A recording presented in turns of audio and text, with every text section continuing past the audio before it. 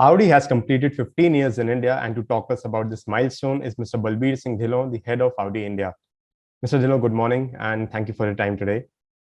Good morning, Mayank. It's my pleasure to be with you today. Likewise, likewise. So, Mr. Dhillon, Audi has completed 15 years, more than a decade in the country. So, if I may were to ask you, what do you think have been some of the hits and the misses that the company has seen in India? Well, I'm really happy to be sitting today and talking to you on this subject. I'm also one of the first team members who joined Audi when Audi came to India. So I've seen all these years how Audi has been performing in the country. I'm very happy to share that the brand has become stronger and stronger with every passing year. So this is how we, let's say, treat ourselves when our customers are happy, when they like our brand, and when they have a bonding with the brand, and when there is an emotion involved in buying an Audi cars. And that's all in all what we always strive for. And I'm happy to share that every year we make our brand stronger and stronger. Said that, all the while, most of the time when we say success and failures, numbers is something that we always speak about. But I personally believe success of numbers is just one of the parameters. At the end of the day, for each brand, the strength of the brand is something which is the paramount. And how the customer associate themselves with the brand. Do they see the brand to be futuristic? Do they see the brand to be technologically advanced? Do they see that we are bringing the latest technologies? They think we are getting the latest cars that are available globally? So all this is a combination, and how the society in general sees us as a brand is what is very, very critical. And I'm happy to share that we are one of the brands who have taken certain very bold step in the last couple of years when we decided to move from diesel plus petrol strategy to petrol plus electrification. We are the only brand who launched 5 electric cars last year in the country, and we are taking strides forward with a lot of zeal. When you say hits and misses, I would definitely say that there was a time when we were selling 10, 15 cars when we started in 2007, up to thousands of cars on a monthly basis. Of course, last few years have been challenging. Pandemic has not really helped, so we had to go through this change, which was because of the pandemic. And of course, we also changed our strategy, which comes at cost. So some of the learnings that we have from the past is that we have to be bold and bring the latest that is available for our customers. And that's what has been our success in general, if I have to say. Yes, we could have sold a couple of 4,000 cars, I would agree. But when you take such strong, bold decisions, you have to also sacrifice sometimes. So I think those have been some misses. The biggest miss I personally feel is that the luxury segment in India has not grown. We have still remained to be 1 to 1.25% of the passenger vehicles overall, if I look at the country.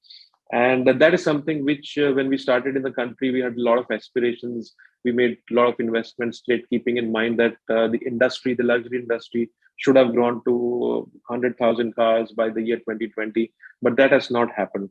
So I'm quite optimistic that the kind of motorization that has so far happened in the country, which is, let's say, less than 30 cars for every 1,000 inhabitants, which is far, far lower than most of the countries globally.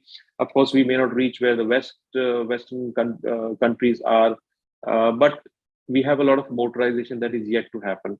And with the infrastructure that is being developed in the country, I think it will only improve. So slowly but surely, we are moving in a positive direction. But I would have imagined that the industry would have grown much faster than what it is today.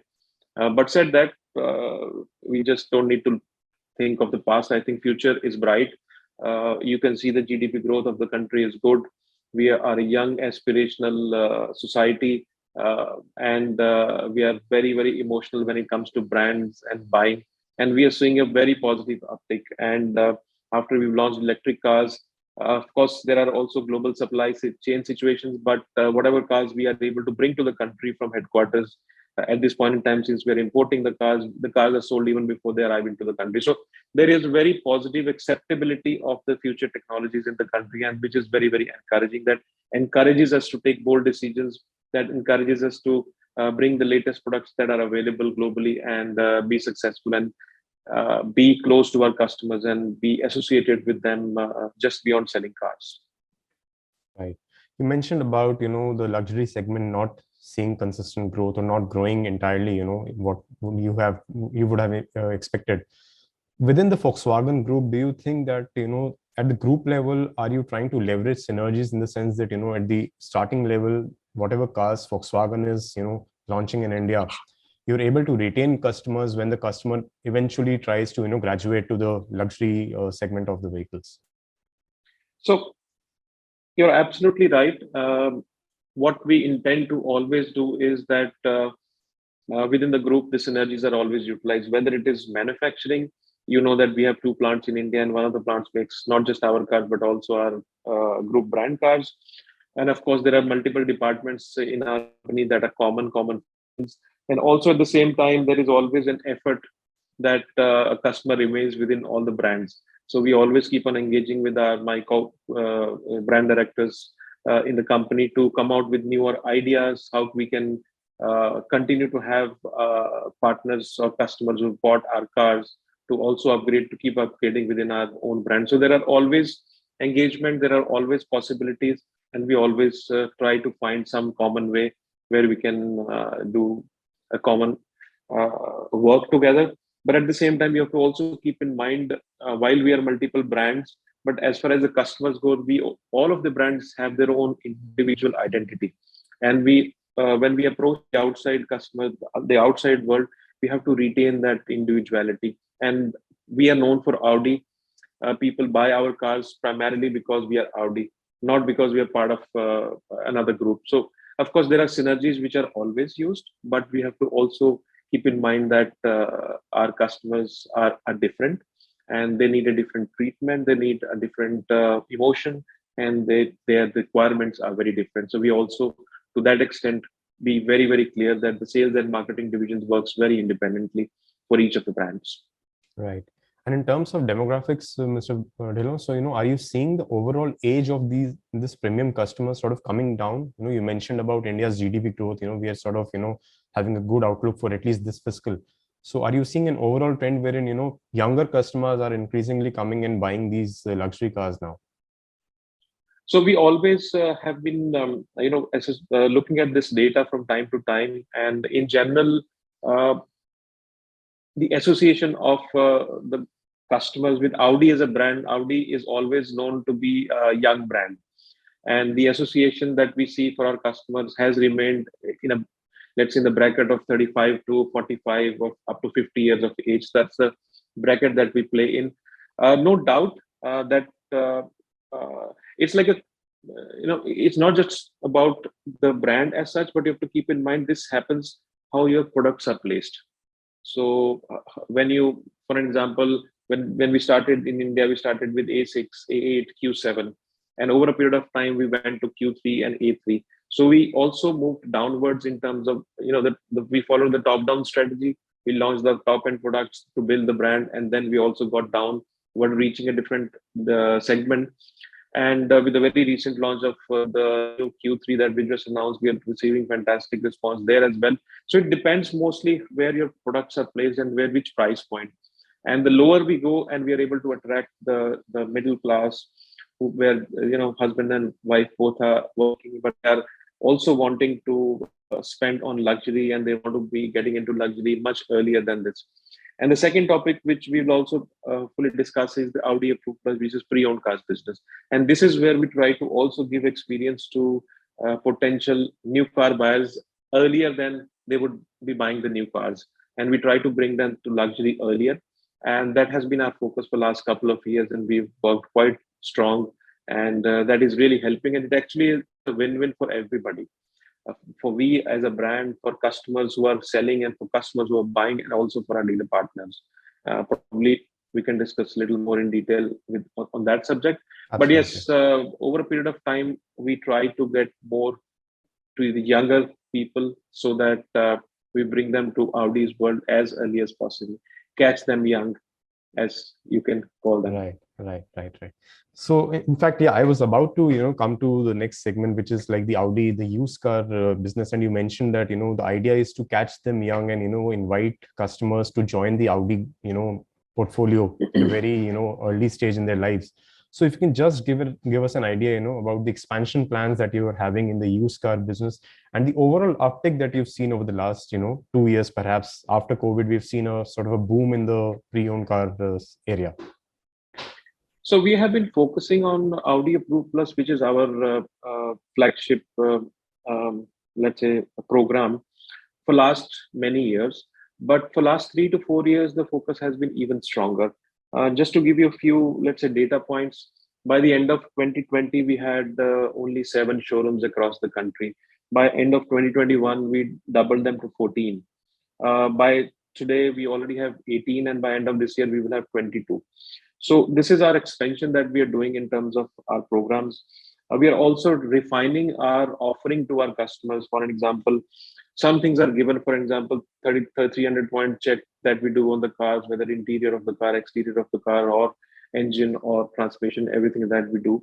These are all given. What we are also doing for our new customers, we are also offering them a minimum guarantee for the resale value when they want to sell the cars back.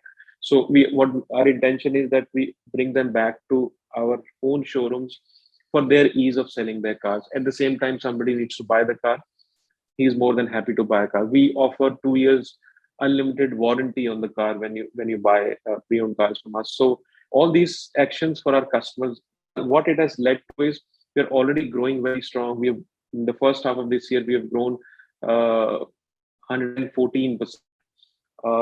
By August, we've already crossed the numbers of last year we have done on the pre-owned car business. So in terms of growth, it is definitely growing.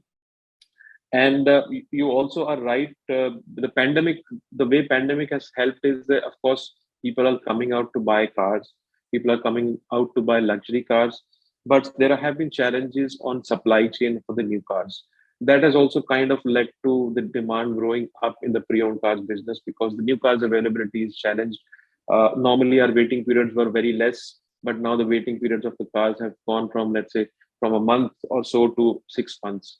So sometimes customers are not willing to wait to that extent, and they also try and buy pre-owned cars business. So everything at this point in time, the whole ecosystem has, let's say, led to the pre-owned cars business growing. And also, you have to keep in mind the last few years, the cars prices have also gone up.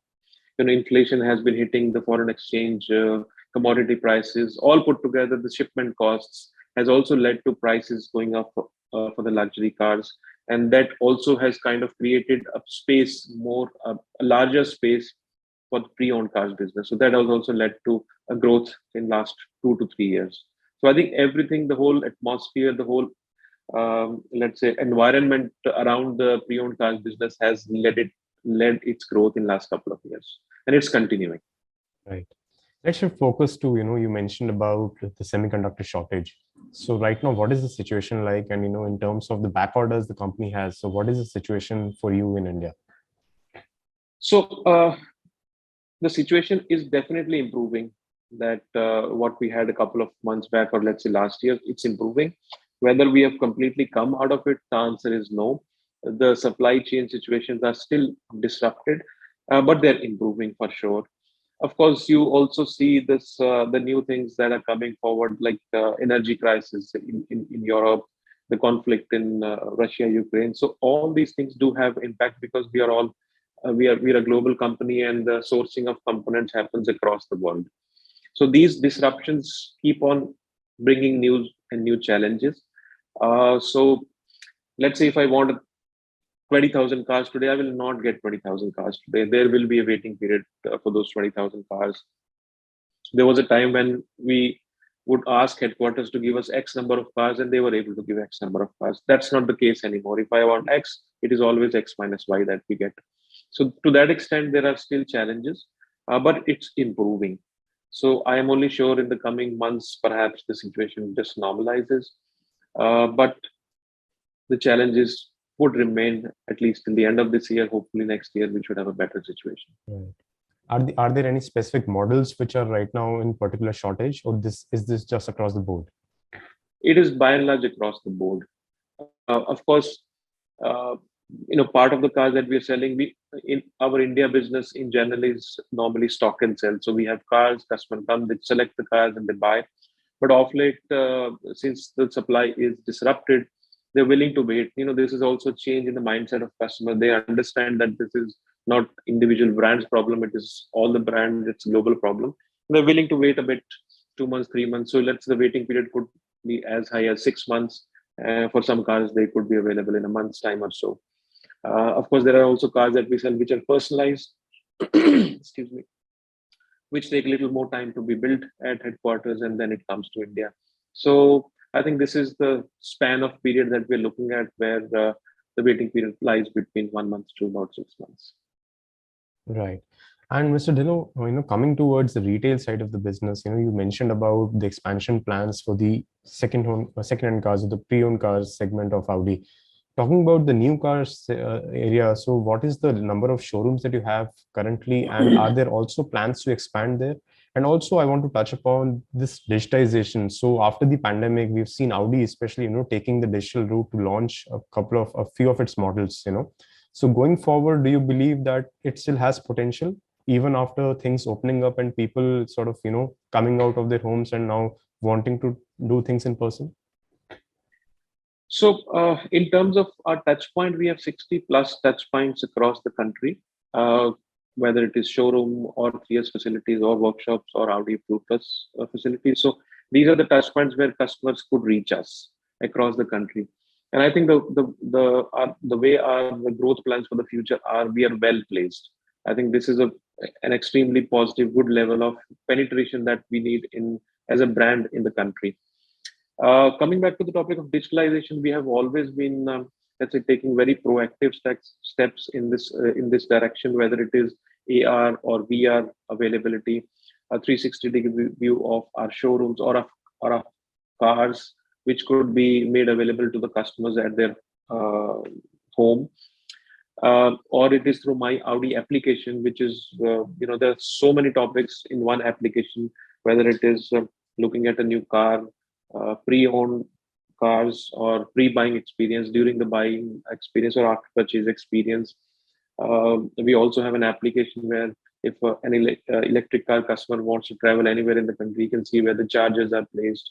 We have a loyalty program which is available on the app. So everything is there on one single application. No doubt, the need for digitalization has definitely grown during the pandemic. But the segment that we belong to, which is luxury space, touch and feel is equally important, and that shine will never go away. Because when you want to invest this much of money in a luxury cars, you want to touch and feel, test drive along with family. You want to just smell the leather, the new leather inside the car, and look at how it drives, drivability. Most of our customers give us the feedback that the best thing they like about our cars is the driving. So then they want to test their driving, and there's whether it's Quattro technology or our infotainment system. So they want to touch and feel before they buy. So I think for us as a luxury brand, the quality of our showroom is critical. But let's say the research that customer does before buying the cars, quite a bit goes online. So that also kind of, let's say, changes our whole way of approach. How do we address our customers? There was a time when we used to do, let's say, advertising in newspaper, but you don't see these advertising in the newspapers anymore.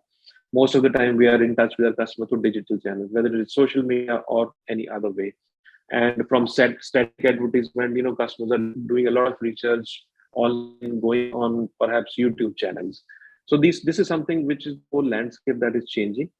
Customers are comparing the cars between one to another online, and they want moving content, they want dynamic content, stationary content. So these are the things that are changing. But I think we are in a phygital world where we will continue to have a combination of physical and digital.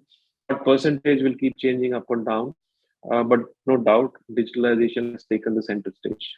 On that optimistic note, Mr. Dhillon, thank you so much for your time. And I wish you all the best for the next coming 15 years for Audi in India.